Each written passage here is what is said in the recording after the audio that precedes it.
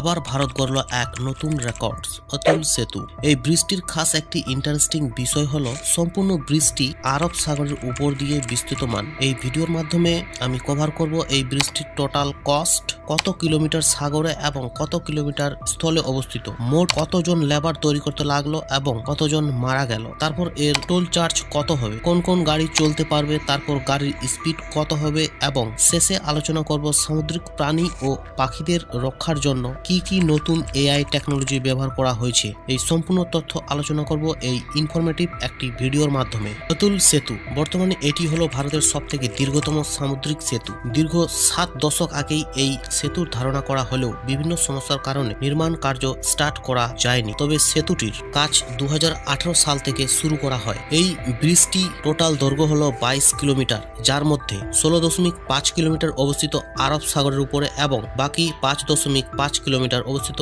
স্থলভাগে। এটি মুম্বাই থেকে নবী মুম্বাই সহযোগকারী দেশের বৃহত্তম সমুদ্র সেতু। এছাড়া মুম্বাই থেকে পুনে, গোয়া, সাউথ ইন্ডিয়ার প্রত্যেক রাজ্যের একটা বিশেষ যোগাযোগ মাধ্যম হবে। সেতুটি নির্মাণ করতে মোট খরচ হয়েছে 18,000 কোটি টাকা।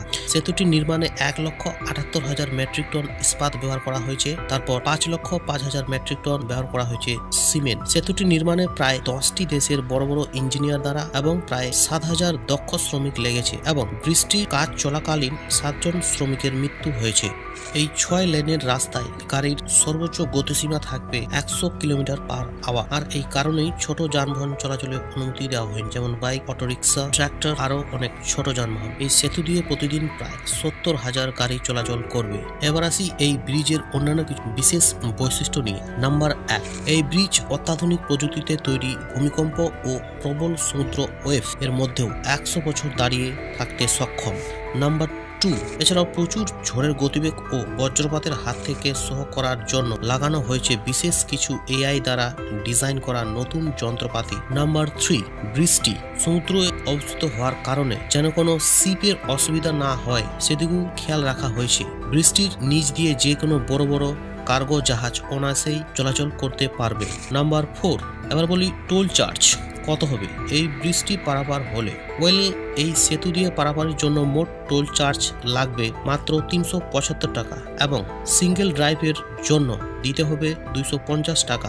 এবার বলি সামুদ্রিক প্রাণী ও সামুদ্রিক পাখিদের যেন কোনো ক্ষতি না হয় তার জন্য ব্রিজের উপর দিকে 2 সাইডে লাগানো হয়েছে সাউন্ড ব্যারিয়ার। এই সাউন্ড ব্যারিয়ার গাড়ির সাউন্ডকে সেই পার্টিকুলার জায়গায় কম করে দেয়। এছাড়া ব্রিজের 2 সাইডে যে এলইডি লাইট লাগানো হয়েছে সেগুলি এমন ভাবে সেট করা হয়েছে যাতে ব্রিজের ঠিক মিড পয়েন্টকেই ক্লিয়ার করবে। এতে সামুদ্রিক প্রাণীর বা সামুদ্রিক মাছের কোনো ক্ষতি হবে না। এবার তোমার জানকারির জন্য বলে রাখ, ভারতের প্রধানমন্ত্রী 12 জানুয়ারি 2024 সালে এই নতুন বছরের নতুন বিগ প্রজেক্টটি অলরেডি উদ্বোধন করে দিয়েছে এবং এটি ভারতের সবচেয়ে দীর্ঘতম সামুদ্রিক সেতু ও বিশ্বে 12তম স্থান অধিকার করল।